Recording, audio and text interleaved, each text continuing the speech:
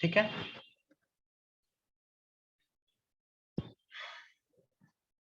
तो आज देखिए ड्रिफ्ट करंट क्या होता है, what is drift current.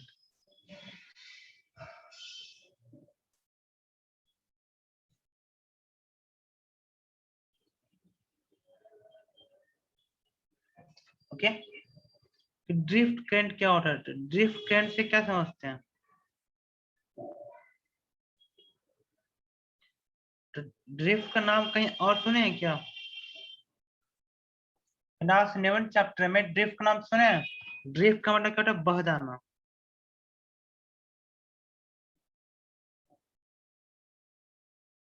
Okay, drift का मतलब होता है बह जाना। जैसे कि एक यहाँ पे था, एक किनारा ए था, एक किनारा ए था, ए और बी। और कोई भी आदमी जो होता है किनारा ए से किनारा बी तक जाना चाहता है, तो क्या होता है कि जो रिवर का जो वेलोसिटी होता है उसको इधर ढक देगा। ओके, और आदमी चाहेगा ए से बी जाने में, लेकिन ये पहुंच जाएगा यहाँ पे। तो ये जो हुआ हमारा सी से लेके डी तक जो हुआ वो हमारा क्या हो गया, ड्रिफ्ट हो गया। ओके, दैट इज बह जाना। ठीक है, तो वो क्या हुआ, एक दूसरे फोर्स के कारण क्या क्या बह गया, जाना था कहीं और चला गया कहीं। अब देखो, अगर ये कोई कंडक्टर है, ठीक है, और कंडक्टर में कोई भी इलेक्ट्रॉन है, बहुत सारे इलेक्ट्रॉन होगा, एगो दूगो नहीं बहुत सारा होगा। तो सारा इलेक्ट्रॉन जो क्या होता है ना, रैंडमली कहीं ना कहीं मूव कर रहा होता है कंडक्टर के अंदर, जब उसके अंदर इलेक्ट्रिक फील्ड नहीं होता तो। Okay, in the absence of electric field,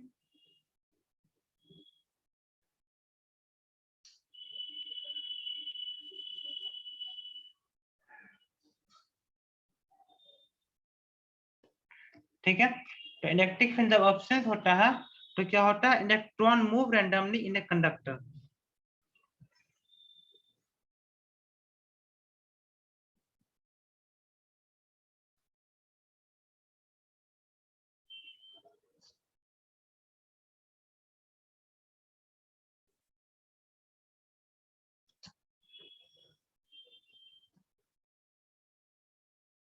अब हम इसके अंदर इलेक्ट्रिक फील्ड देंगे, ठीक है।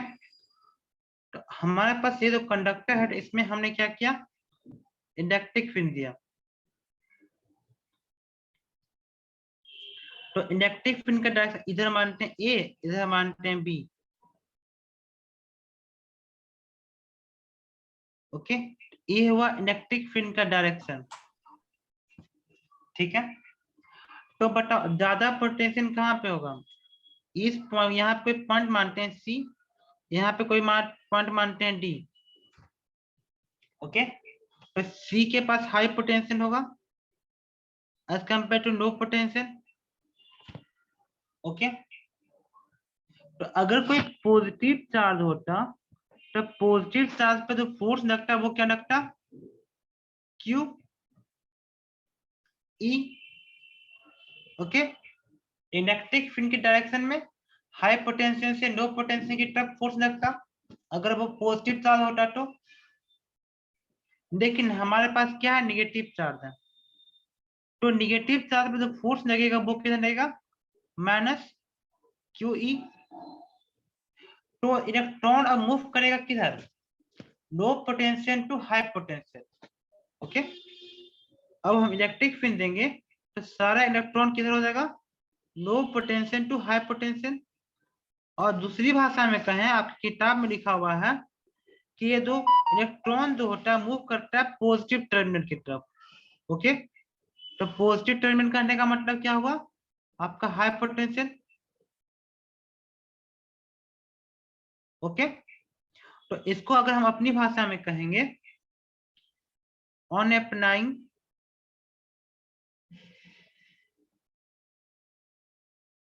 Electric field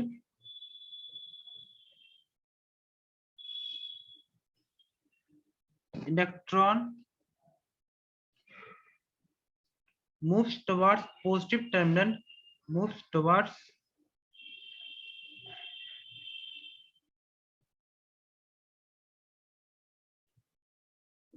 positive terminal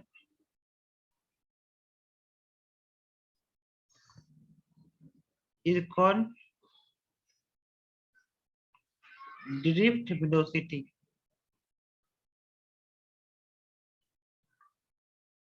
okay तो अगर हम इसमें इलेक्ट्रिक फील्ड दिए तो एक का जो होगा वो कितना होगा, v1 कितना होगा, u1 प्लस 80 और a का मान कितना होगा, e into E by T.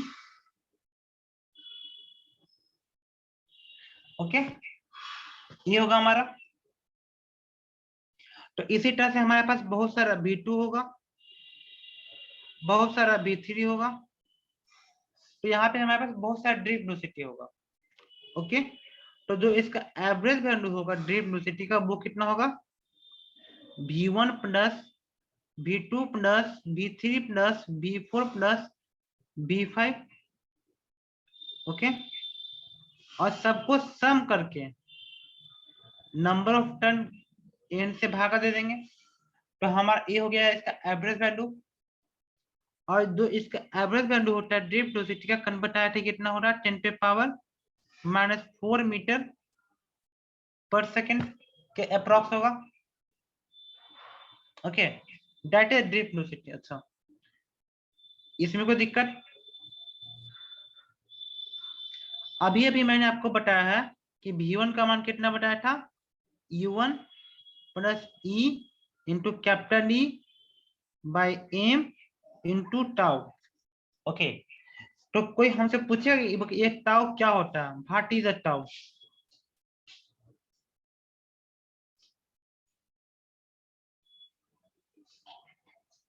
ये टाउ क्या है हमारा, this is our relaxation time.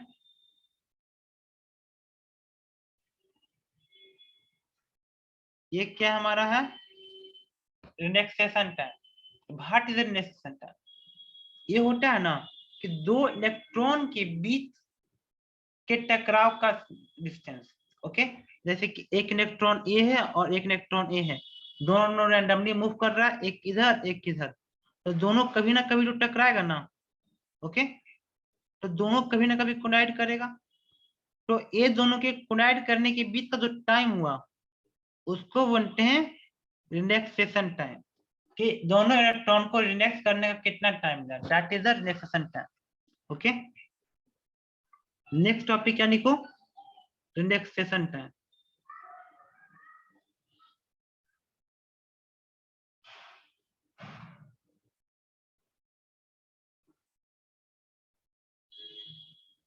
Okay तो ये क्या होता है, it is the time difference between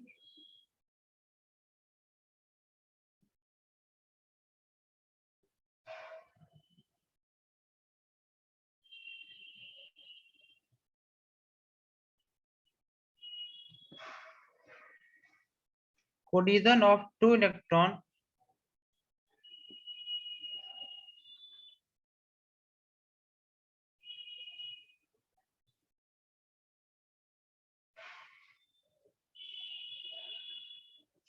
okay तो दो इलेक्ट्रॉन के बीच के जो कोलिजन का जो टाइम होता है उसको बोलते हैं रिलैक्सेशन टाइम। ओके तो यहां तक किसी को दिक्कत, रिलैक्सेशन टाइम, ड्रिफ्ट वेलोसिटी, इस सब में किसी को दिक्कत?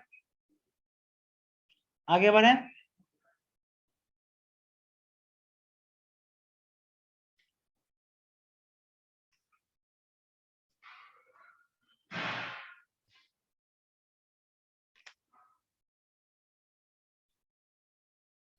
इसमें किसी को कोई दिक्कत नहीं?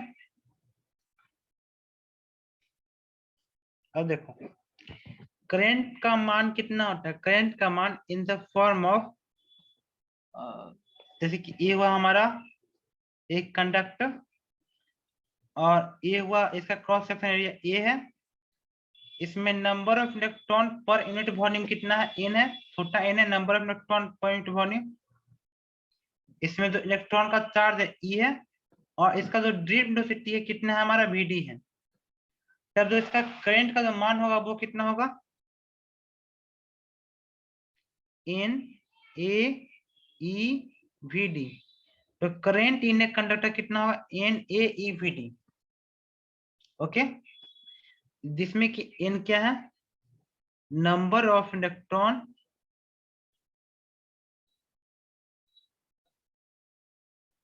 पर यूनिट वॉल्यूम।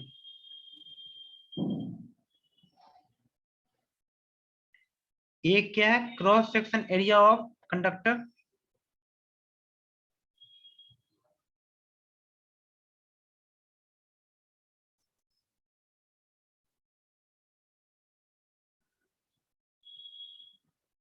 ये क्या है चार्ज ऑफ इलेक्ट्रॉन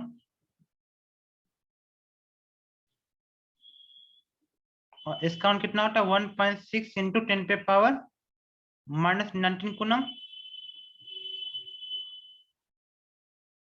और vd क्या है ड्रिफ्ट वेलोसिटी। ओके, यहां तक किसी को दिक्कत?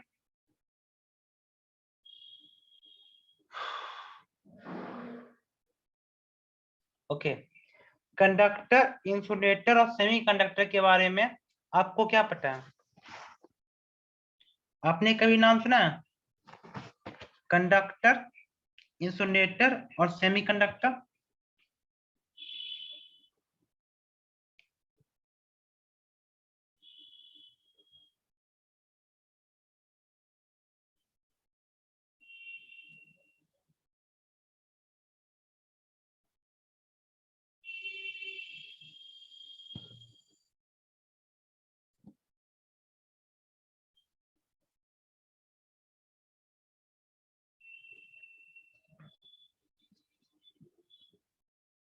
नेक्स्ट हेडिंग लिखिए कंडक्टर, इंसुलेटर एंड सेमीकंडक्टर।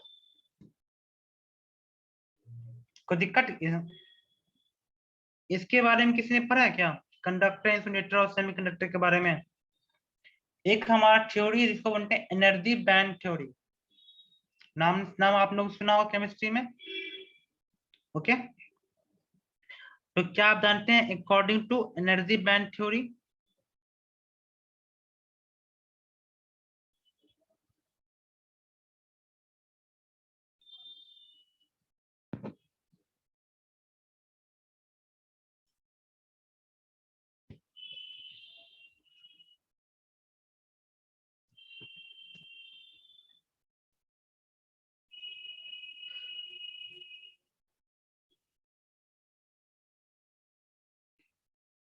एक होता है हमारा कंडक्शन बैंड सीबी, एक होता है हमारा वैलेंस बैंड। ओके, अगर दोनों के बीच का एनर्जी गैप है वो बहुत ज्यादा है, ओके, ये बहुत ज्यादा है,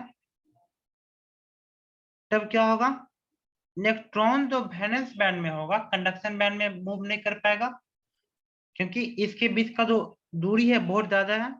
तब इसको बोलते हैं इंसुलेटर।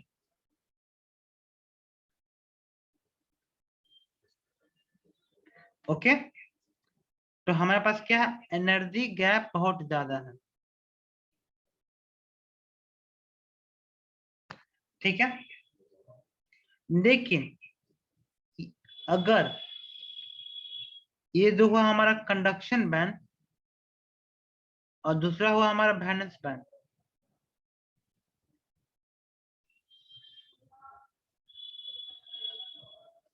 अगर दोनों के बीच का जो एनर्जी गैप है वो क्या हुआ हमारा मीडियम हो। Okay,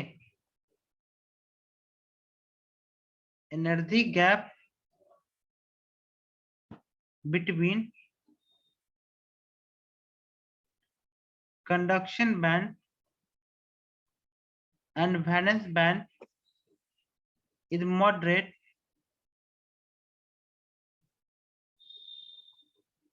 is called semiconductor।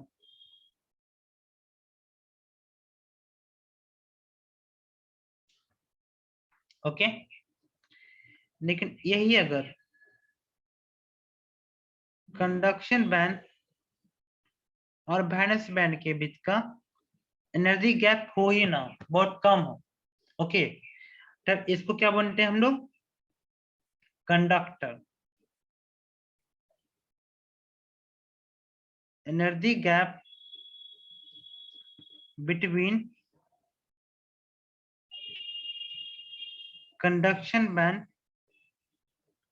and valence band is very small, is called conductor।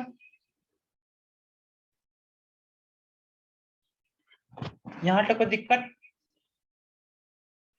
Okay, overlap करता है चाहे बहुत कम होता है, मतलब होता ही नहीं है, मतलब एक कहने का मतलब वही हुआ ना। ओके, एनर्जी बैंड और कंडक्शन बैंड और वैलेंस बैंड एक दूसरे को ओवरलैप करता है, चाहे बहुत कम हो, मिनिमम ना के बराबर हो, उसको बोलते हैं कंडक्टर। ये सभी को पता है। ओके, आपने जिस चीज में से पढ़ा होगा उन्होंने बताया होगा कि ओवरलैप करता है, तो मतलब होता ही नहीं, इसको मानते नहीं, इतना होता है कि इसको मानते नहीं, इसको हम समझते हैं कि बहुत कम एनर्जी का, उसको बोलते हैं कंडक्टर। ओके, तो इलेक्ट्रॉन को ट्रांसफर करने में वैलेंस बैंड से कंडक्शन बैंड में टाइम नहीं लगेगा। ओके, तो हम समझेंगे कि अगर कोई दो गो रूम है और दो गो रूम के बीच में तो गैप नहीं है, तो आप ई रूम में रहिए चाहे वो रूम में रहिए, बात बराबर है, इलेक्ट्रॉन को हम समझते हैं सब कंडक्शन बैंड में ही है। ओके, तो देखो अगर हम टेम्परेचर बढ़ाते हैं तो करंट बढ़ेगा कि घटेगा? ओके, if b, अब नेक्स्ट लिखिए, if we increase the temperature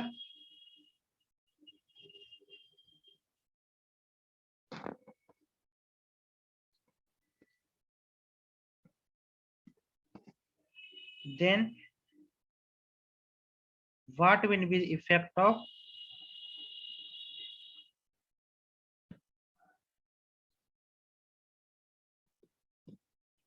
current?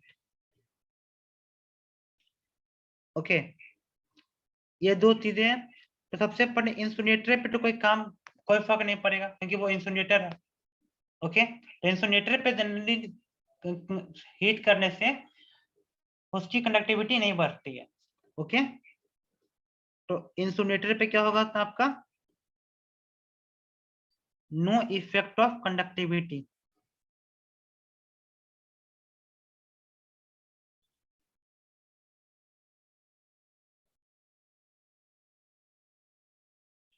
Okay, अब सेमीकंडक्टर की बात करते हैं।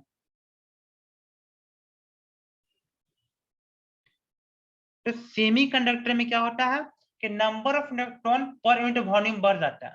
ओके, हमने क्या पढ़ा है? I is equal to N A e v d. तो अगर हमारा n का मान बहुत ज्यादा बढ़ गया, ओके, ये क्या हो गया हमारा? बहुत बढ़ गया।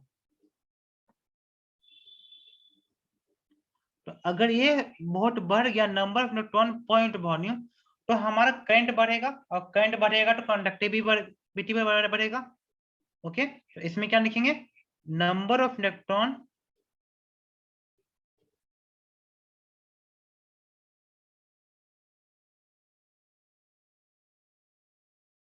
पर unit volume increases so rapidly and thus current increases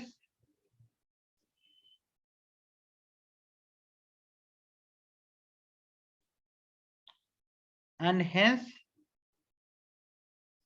conductivity also increases।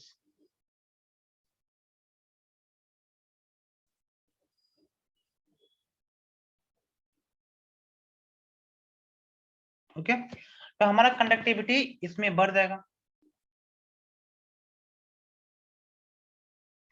अब हम तीसरा जो है हमारा वो क्या आपका कंडक्टर में। ओके,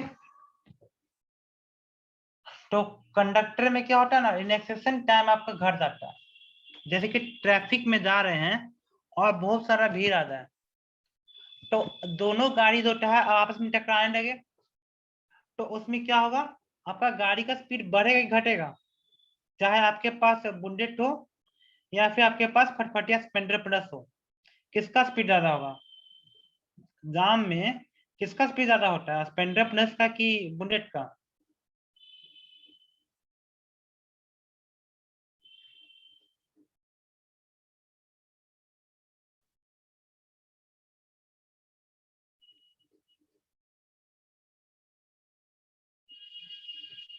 किसी का नहीं होगा। ओके, तो इसमें क्या होता है कंडक्टर में, at high temperature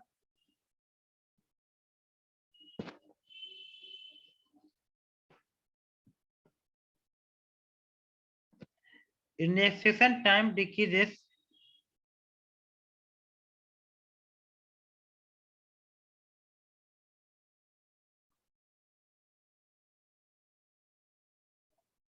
so conductivity of metal decreases.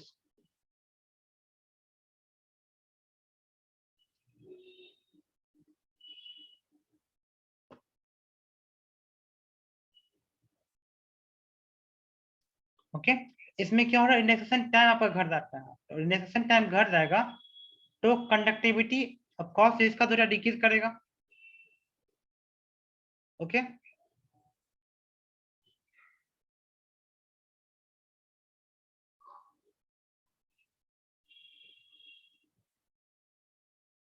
अब यही बात को आप मैथमेटिकली प्रूफ कर सकते हैं, जैसे मैंने तो भाई आम भाषा में कह दिया कि नहीं, होता है कि अगर जो है हम जो टेम्परेचर बढ़ाएंगे तो हमारी कनेक्टिविटी घटेगा क्योंकि इंडेक्सेशन टाइम घट गया। तो इसको कोई मैथमेटिकली प्रूफ करना जानता है? बोर्ड का एग्जाम अभी पास किए सब, हम बोर्ड वाले स्टूडेंट से पूछ रहे हैं कि अभी अभी बोर्ड का एग्जाम पास किए हैं, तो उसके दौरान तो ये सब चीज पढ़े होंगे ना, बिजनेस का बुक में सब कुछ दिया हुआ होगा।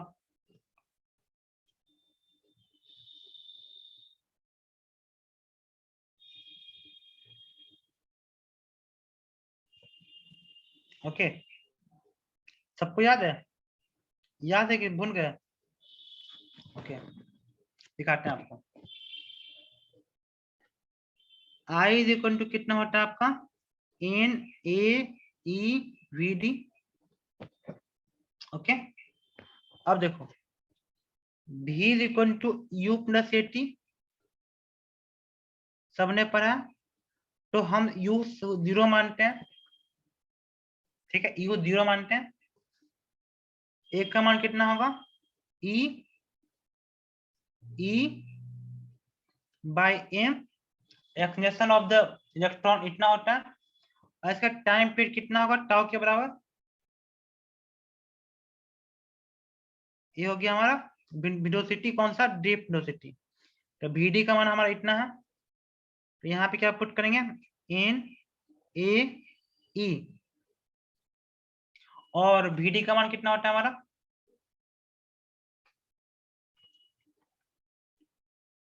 E capital E tau by m. Okay, तो इसको हम क्या लिख सकते हैं, करंट का मान n A e square e tau by m. Okay,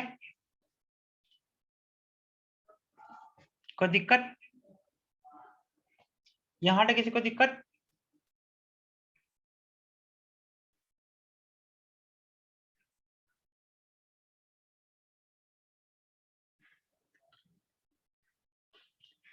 अब देखो, भी क्या आपको क्या नहीं पता, इसमें क्या दिक्कत है, हमने अभी तक जितना इक्वेशन लिखा इसमें किसी को दिक्कत है क्या, हेमंत कोई दिक्कत है क्या इसमें? I is equal to N A V D मैंने लिखा, और मैंने वी डी का मान इतना पुट किया 80, ए का मान होता है स्मॉल ई, मतलब क्यू इंटू, मतलब ए इक्वल टू ए में is equal to q e. Okay, तो इससे ए का मान आ गया q e by m, a का मान यहाँ मैंने पुट किया, और यहाँ पर जो टाइम होगा, नेक्स्ट टाइम होगा टाउ, इसमें कोई दिक्कत? और ये भी कौन सा भी हमारा है? Potential difference. ओके, तो v is equal to I R होता है। इसमें किसी को दिक्कत? भी इज इक्वल टू क्या होता है हमारा? Potential difference. ओके, समझ में आ रहा है, ठीक है। तो पोटेंशियल डिफरेंस कितना आपका? V is equal to I R, ठीक है। अब यहाँ पे सबका मान पुट कर दो, और आर का मान कितना होता है? रो एन बाई ए, और कंडक्टिविटी क्या होता है? रेजिस्टिविटी का उल्टा होता है। तो यहाँ से आपका आर का मान कितना पुट करेंगे? 1 by sigma n by A. Okay, तो यहाँ पे भी का मान पुट करो। भी आई का मान कितना है? N A square capital E tau by m. I का मान इतना ना, एक बार चेक कर लो, क्योंकि इस सब में हमारा बहुत दिक्कत होता है। सही है? अच्छा, क्योंकि हम मेमोरी पावर मेरा उतना अच्छा है नहीं। ओके, आर का मान पुट करेंगे, कोई दिक्कत? इतना ही है ना?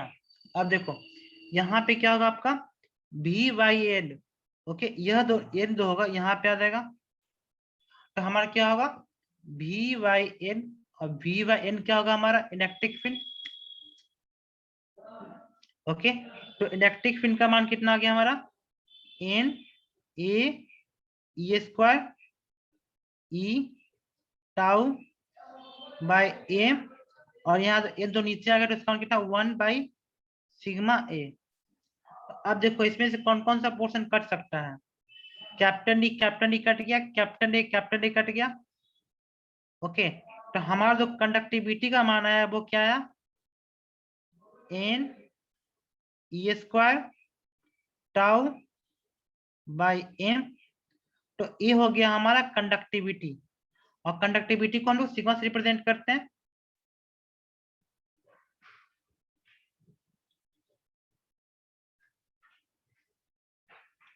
ओके, और रिप्रेजेंटेड बाय सिग्मा। तो अगर हमारा टाउ डिक्रीज करेगा तो सिग्मा क्या होगा? ये भी डिक्रीज करेगा, कंडक्टिविटी भी डिक्रीज करेगा। ये बात को मैंने प्रूफ कर दिया। ओके, तो इसमें तो कोई पूछने वाली बात नहीं है, ये सब समझ में आ गया होगा।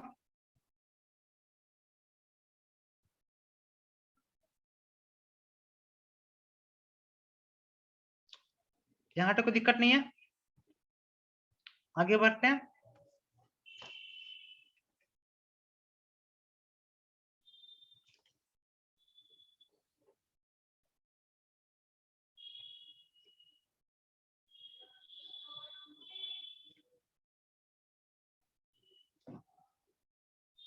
आगे बढ़े।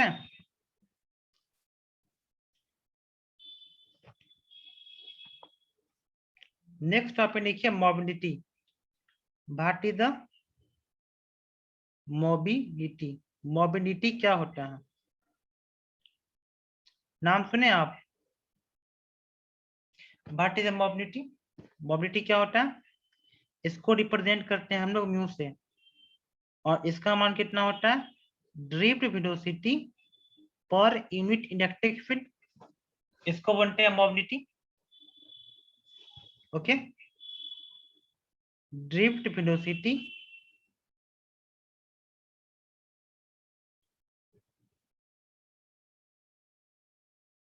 Per unit electric field is called mobility. अगर आप लोग को समझ में आ रहा है तो आप तेज हैं, या फिर हम अच्छा से पढ़ा रहे हैं, दो ऑप्शन है। क्योंकि मेरे समय में ये सब क्वेश्चन हमको हार्ड लगता था। ओके, तो अभी अभी हमने पढ़ा है कि मोबिलिटी कितना होता है? V d by capital D. Okay, और वी डी का मान कितना होता है? What is the value of drift velocity? अभी अभी हमने पढ़ा है, वो इतना होता है हमारा ड्रिफ्ट वेलोसिटी का मान। अगर हम इसका मान यहाँ पे पुट करेंगे तो हमारा मोबिलिटी का मान कितना होगा,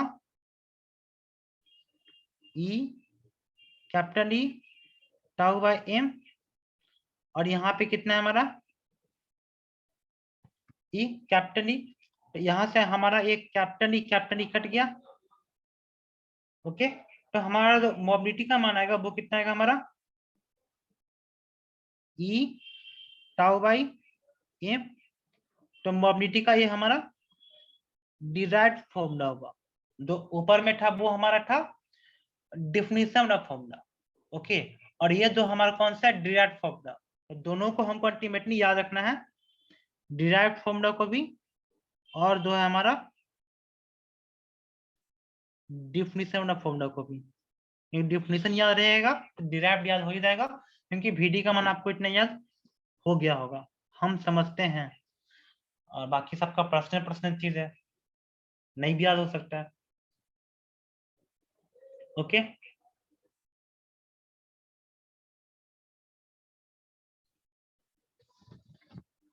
और ओम्स लॉ में आप क्या समझते हैं, what is Ohm's law? Ohm's law सबने सुना है? ओम्स लॉ क्या होता है? V इक्वल टू IR, इसी को तो बोलते हैं ओम्स लॉ।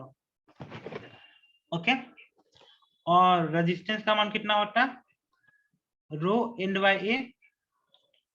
तो जो भी V इक्वल टू IR को फॉलो करेगा वो ओम्स लॉ का मटेरियल होगा, और जो V equal to IR law को नहीं फॉलो करेगा वो ओम्स लॉ का नहीं होगा।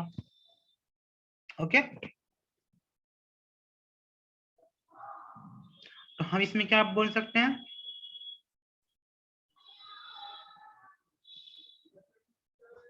Material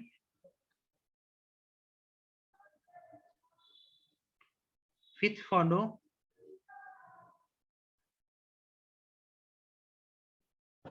V is equal to IR are called ohmic material,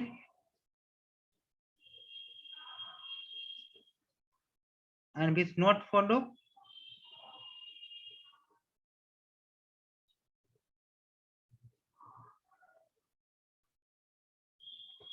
is called non-ohmic material.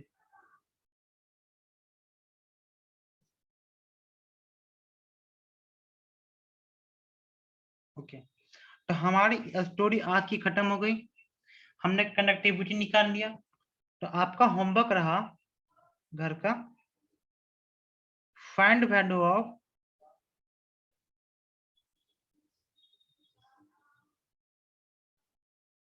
पढ़ना है रेजिस्टिविटी। रेजिस्टिविटी का फॉर्मूला कितना होगा, जिस तरह से मैंने कंडक्टिविटी का निकाला है।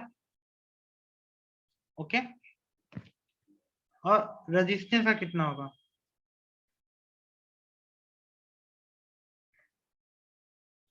ये दोनों का फॉर्मूला निकाल लीजिएगा।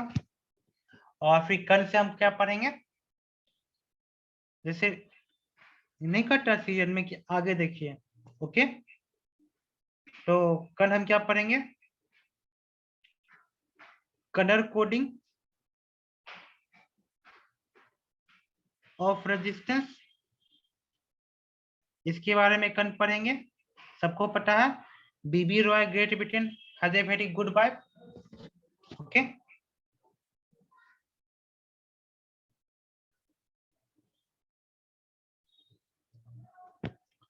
और फिर हो सकेगा तो इस पे कुछ क्वेश्चन भी कर लेंगे, और फिर उसके बाद जो है किरचॉफ लॉ का नाम सुने हैं? ओके, किरचॉफ लॉ अगर हो सकता है तो स्टार्ट करेंगे, नहीं होगा तो देखा जाएगा। ठीक है, तो आज का स्टोरी में भी खत्म करते हैं। आज के टॉपिक में किसी को दिक्कत?